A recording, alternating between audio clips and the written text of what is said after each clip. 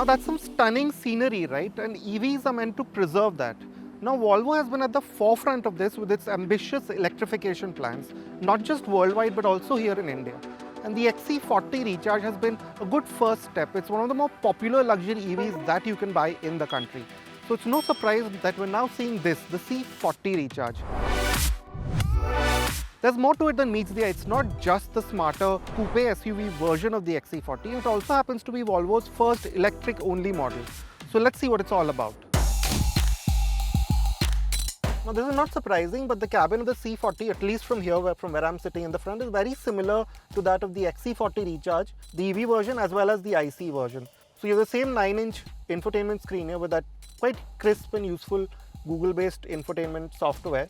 But like we said before, this whole setup is now looking quite dated, especially this button here and the generally compact, portrait arrangement. So maybe there could have been a more modern take on this by now. But having said that, this screen which we find a bit bland in the IC version, somehow works better over here. I mean, like the new Volvos, it gives you Google Maps right in front of you, which is very useful. It gives you just enough information to keep you satisfied. The trip computer is hidden away only when you need it. It's a bit fiddly to use from here, but once you get used to it, it's quite useful. And the power and charge dial, that's another difference from, say, an IC XC40. It's also very easy to reach. So the controls by themselves, you will get used to them pretty quickly. But there are some differences, the more noticeable of which are the materials that have been used. To drive home the point that this is a sustainable vehicle, even the materials in the cabin have been sustainably sourced, and Volvo seems to have gone to quite a great length. Now, the biggest differentiator is this topographical pattern that you see here. At night it's backlit, so I'm assuming it will look very pretty. But this is made entirely out of recycled PET bottles, and that same can be said of these door inserts here too. The topographic design and also the general door cards, they've been made from recycled plastic, wine corks and forest litter, if you will. And that continues, that sustainability theme continues throughout the cabin. These mats that you see here, each of them is made from 71 recycled plastic bottles, and this suede material, which by the way feels very nice to the touch, that too has been made from recycled materials. And of course there's no leather in the cabin, it's all vegan leather, if you will. So yeah, in terms of that feeling of doing something good for the environment, the Volvo C40 does have you covered. There are no ventilated seats, but you get 10-way adjustable front seats, connected tech auto-dimming outer mirrors, wireless charger, powered bootlid and pixel LED lighting. The strong practicality of the XC40 has also been carried over here, helped by added space in the central tunnel. You get deep door bins, a removable dustbin and storage nets in the cabin. That said, rearward visibility is heavily compromised by the raked rear windscreen. You can drop the rear headrest to improve this, but not by a great margin. Being a Volvo, there's a strong focus on safety here. You have level 2 ADAS with a suite of forward and rear collision avoidance functions, a 360-degree camera, front, side and curtain airbags, a driver knee airbag and hill descent control. Now, as is usual with these coupe SUVs, you will have to make some compromises in the back seat with the more stylish shape. Now, it's very apparent that there's less headroom here. Volvo says there's about 42 mm less headroom, so if you are especially tall, then you might not find it very comfortable. And also you notice that this window, and the window line is slightly higher up, so you do feel a bit hemmed in. Although a great antidote to that is this new panoramic fixed glass roof. It really does open up the cabin quite a bit, especially with the dark trim that you have otherwise. And also the seat back, we think it might be a touch more upright than say some regularly styled SUVs in this segment. But that depends on you, because the seat back itself is quite firm, so over long distances you will like it. It will keep you comfortable, and the contours will generally keep you comfortable over long distances. Now, like some EVs, yes, you do notice that the floor is a bit high, so you do sit in a slightly knees up position, and under thigh support is not as good, but it's also not bad by any stretch. In fact, as you can see, with the seat set to my position, there's quite a bit of knee and leg room. But the CMA architecture that the C40 is based on, it also features IC cars on it, which means that you still have this central tunnel for all-wheel drive systems. It's not a completely flat floor like how you would expect in a pure BEV. The C40 Recharge has a 78 kWh battery pack like the XC40 Recharge. Although Volvo claims a significantly higher WLTP range of up to 530 km against the XC40's 418 km. The company says it has managed to achieve this by switching to a new battery pack with a different chemistry and higher energy density. There is also an improved battery management system. An 8% gain has come from the new Pirelli low resistance tyres, while the more aerodynamic shape has added a further 4%. The C40 Recharge makes 408 PS and 660 Nm via a dual motor setup, again the same as the XC40. But here the outputs are split 40-60 between the front and rear axles against the 50-50 in the more upright SUV. The 0 to 100 kmph time comes in 4.7 seconds, 0.2 seconds quicker than the XC40. Now to get in and start driving the C40, it's a refreshingly simple process. There's no starter button anywhere, there's not even a parking brake, electronic or otherwise. So you get in and you pull the selector to D and the car is just on and you can just set off immediately. Now this is unnerving at first, especially if you aren't used to electric vehicles. But it does make sense in this context considering an EV doesn't really need a starter button. And yeah, now coming to the outputs, they are significant. They are the same as the XC40 Recharge, 408 PS and 660 Nm. But there is some difference.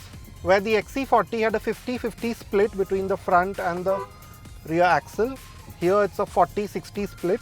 So you have about 245 or something at the rear and a bit more than 160 in the front.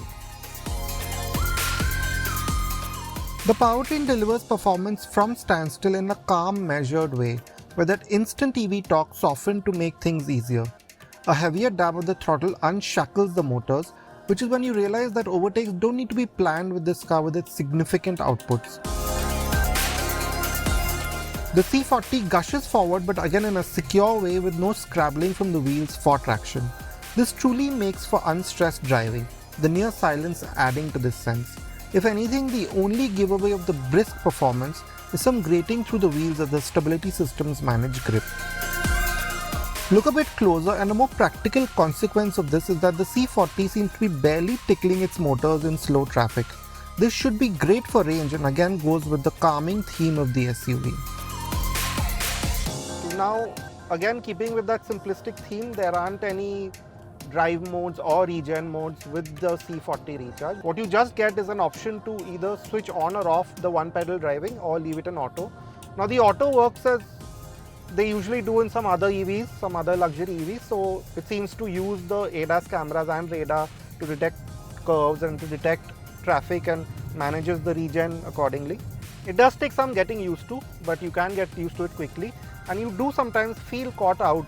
Say for example when you are pressing on the accelerator but the car seems to be decelerating. But once you realize how the system works, it's very easy to get used to. So once you start driving the car, when you own it, it will become second nature, we think, soon enough.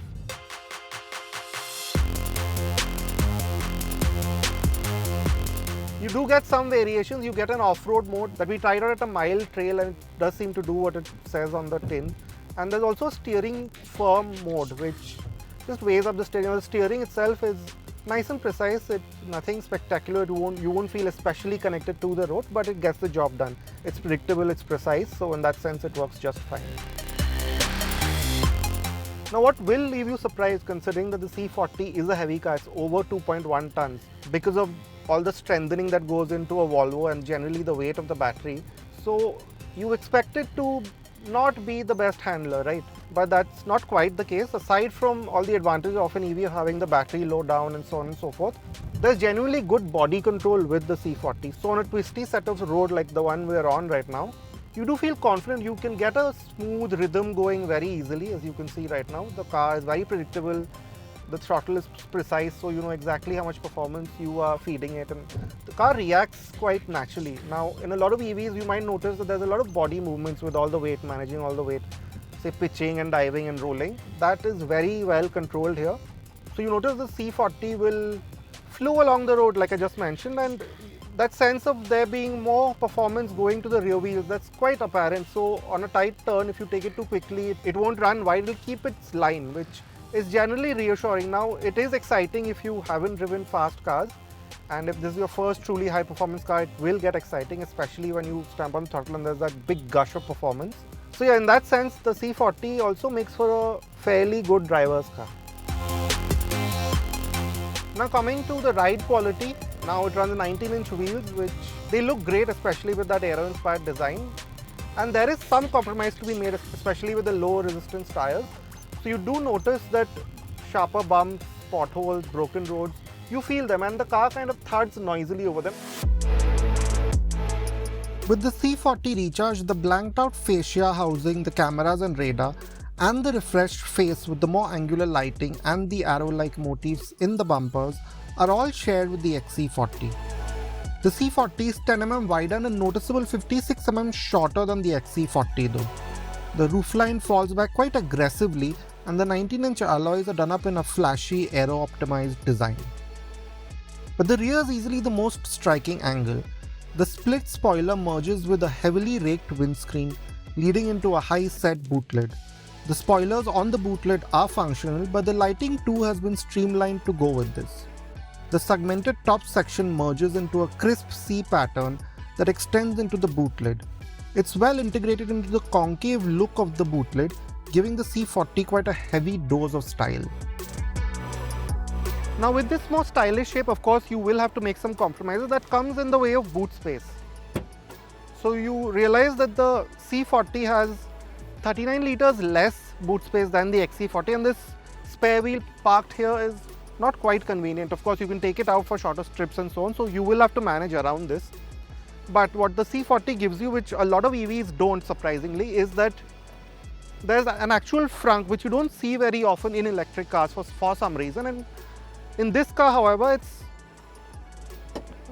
quite useful. It's a 31 litre frunk, so you can put your charging cables here and maybe some other knickknacks if you don't want to open the boot and so on and so forth. So yeah, there is still practicality within the scheme of things with the C40.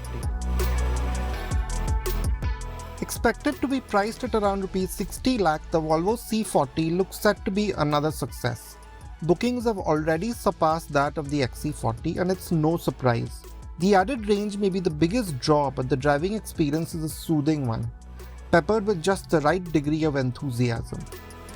The cabin continues to remain distinct despite its age, while the new styling will be a strong statement out on the road, enough to gloss over the slight practical disadvantages.